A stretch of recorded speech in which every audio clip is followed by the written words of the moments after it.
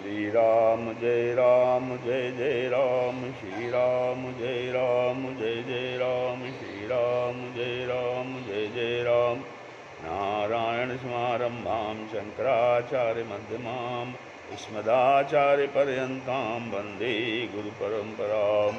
श्री गुरुचरण सरोज रज निज मन मुकुर सुधार, वर्णो रघुबर विमल जसु जो दायक फल चार। ओम श्री सीतारामचंद्राभ्याम नमः, उमा महेश्वराभ्याम नमः, ओम श्री एकादशी दक्षिणेश्वर हंते नमः।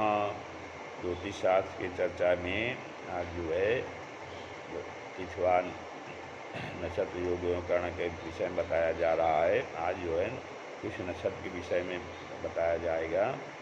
कहते हैं कि फलित ज्योतिष में नक्षत्रों एवं राशियों का अत्यधिक महत्व है।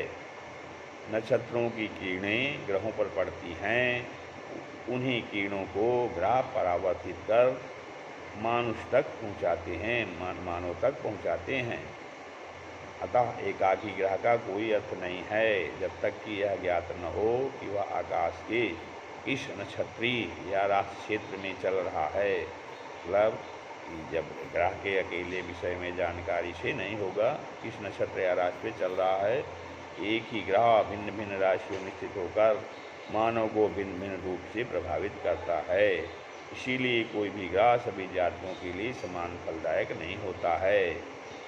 तो कोई भी ग्रह है वो भिन्न भिन्न राशियों में स्थित होकर मानव को भिन्न भिन्न रूप में वो प्रभावित करता है।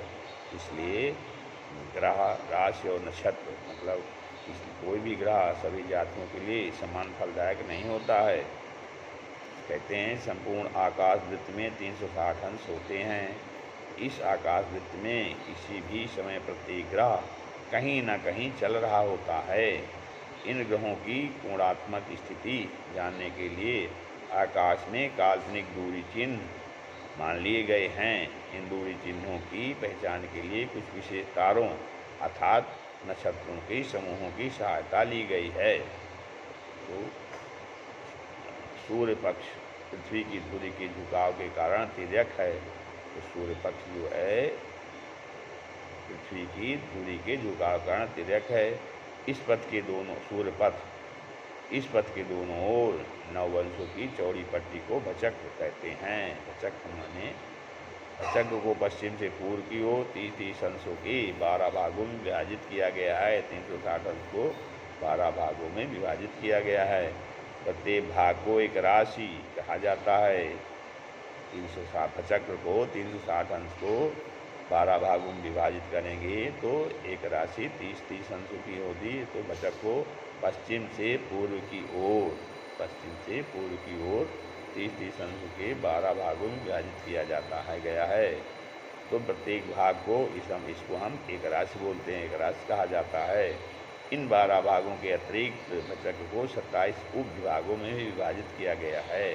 पहले का चक्र को हम 12 भागों में विभाजित करेंगे और फिर दूसरा विभाजन हम 27 विभागों में उनको करेंगे। प्रत्येक उपविभाग का विस्तार 360 अंश को जब 27 से हम भाग विभाजित करेंगे तो 13 अंश 20 कला का होता है। 13 अंश 20 कला, प्रत्येक विभाग का विस्तार 13 अंश 20 कला हो रहा है।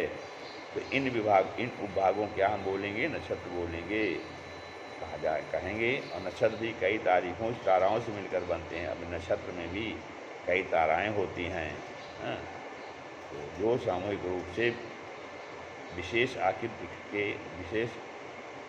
के दिखाई देते हैं। तो एक नक्षत्र में कई ताराएं होती हैं।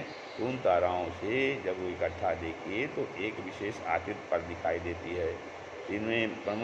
इनमें स्थित प्रमुख तारों के नामों पर नक्षत्रों के नाम रखे गए हैं। 3 नक्षत्रों के नाम, क्योंकि एक नक्षत्र में कई तारे होते हैं इसलिए उनमें जो प्रमुख नक्षत्र तारा होता है उसी के नाम पर उस नक्षत्र का नाम हो जाता है, उस समूह का नाम हो जाता है जिसे नक्षत्र कहते हैं। तो कई ताराओं के समूह को नक्षत्र कहते हैं। तो 12 राशियों में 27 नक्षत्र होने से एक राशि में 27 को जब हम 12 से डिवाइड करेंगे तो 2.25 नक्षत्र एक राशि में आते हैं। अतः एक नक्षत्र के पुनः 4 लघु विभाग किए गए हैं। अब फिर एक नक्षत्र के 4 जब हम लघु विभाग करते हैं फिर 4 भागों में बांटते हैं नक्षत्र का चतुर्थांश एक चरण या पाद कहलाता है। नक्षत्र, एक नक्षत्र में 4 भाग करने पर उसको हम नक्षत्र का चतुर्थांश एक चरण या एक पाद कहते हैं। इस प्रकार 27 नक्षत्रों के 108 चरण होते हैं और एक राशि में 108 × 12, 108 / 12 9 भाग होते हैं। तो राशि में जो है जो जितने चरण होते हैं 108 चरण हुए, तो 108 चरण में हम जब 27 नक्षत्र 27 नक्षत्रों में जब 108 चरण हो गए, एक नक्षत्र में 4 चरण, और उसको जब हम एक राशि में देखेंगे तो 108 चरण को हम जब 12 से डिवाइड करेंगे तो एक राशि में 9 चरण आएंगे। एक राशि में 9 चरण और एक नक्षत्र में 4 चरण, इस प्रकार से कुल 108 चरण हो रहे हैं। 27 नक्षत्रों में कुल 108 चरण। एक चरण का कोणात्मक मान 3 अंश 20 कला होता है। एक नक्षत्र का मान जो है, एक नक्षत्र का मान 30 अंश 20 कला हो गया। तो एक नक्षत्र में 4 चरण होते हैं, तो 4 चरण में चलो उसको 4 से डिवाइड करेंगे तो 30 अंश 20 कला में, अर्थात एक चरण का मान जो है, गुणात्मक मान जो है वो 3 अंश 20 कला हुआ। इस प्रकार चक्र में 30 अंश 20 कला का एक नक्षत्रीय चरण, 3 अंश 20 कला का एक नक्षत्रीय चरण, 30 अंश 20 कला का एक नक्षत्र, 9 चरण या 2.25 नक्षत्र का, अर्थात 30 अंश की एक राशि के रूप में ग्रहों की कोणात्मक दूरी दर्शाने हेतु काल्पनिक चिन्ह हैं। अब प्रत्येक नक्षत्र में जन्मने वाला का नामकरण चरणानुसार अक्षर पर होता है। जन्म के समय नक्षत्र के अनुसार ही ग्रह विशेष की प्रथम महादशा होती है। यह नक्षत्र का तात्पर्य यह है कि जन्म के समय चंद्रमा किस नक्षत्र के कोणात्मक क्षेत्र में गोचरवश है।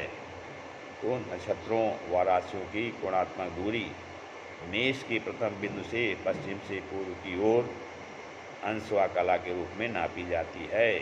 30 अंश पूरे होने पर राशि संख्यक एक संख्या अंश कला के पहले जोड़ दी जाती है। जैसे चंद्रमा मेष का बिंदु से 152 अंश 36 कला व 10 विकला पर है, तो हम कहेंगे चंद्रमा 5 राशि 2 अंश 36 कला और 10 विकला पर है, अर्थात चंद्रमा 30 अंशों की 5 राशियाँ पार कर चुका है और छठी राशि में चल रहा है। अतः किसी ग्रह की स्थिति में राशियों की संख्या से अपनी राशि में उसे समझना चाहिए। श्री राम जय राम जय जय राम, श्री राम जय राम जय जय राम, श्री राम जय राम जय जय राम।